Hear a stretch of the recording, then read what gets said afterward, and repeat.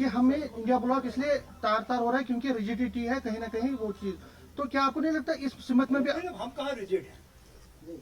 अगर हम रिजिड होते हम 6 की 6 सीटों पे अपने उम्मीदवार खड़े करते जिस तरह ममता बनर्जी ने किया। वो आपको दिखता नहीं है। आपको फ्लेक्सिबिलिटी सिर्फ तब नजर आएगी जब हम अपनी जीती हुई सीटें छोड़ दें। हमने फ्लेक्सिबिलिटी दिखाई ना, 50% सीटों पे हम अपने उम्मीदवार खड़े नहीं कर रहे हैं। ये आपको फ्लेक्सिबिलिटी नजर नहीं आती? ये हमारे तरफ से फ्लेक्सिबिलिटी है ना। 50% सीटें हम छोड़ रहे हैं। मुझे इंडिया अलायंस का एक और कोई ऐसा रियासत दिखाइए ना जहां पे 50% जो है सीटों पे इस तरह का समझौता हुआ।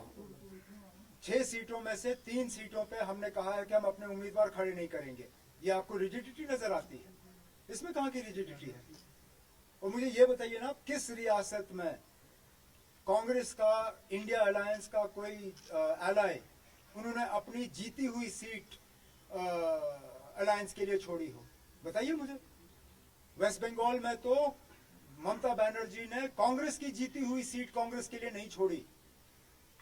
दूसरी सीटों का तो सवाल ही पैदा नहीं होता।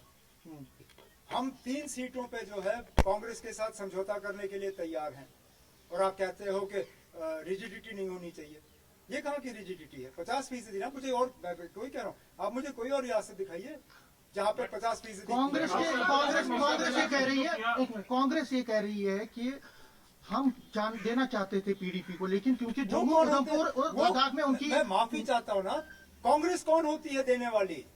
और अगर कांग्रेस देना चाहे तो शौक से दे। 3 सीटें कांग्रेस के पास हैं। जम्मू सीट, उधमपुर सीट और लद्दाख सीट कांग्रेस के पास है। किसने रोका उनको? शौक से दे दें।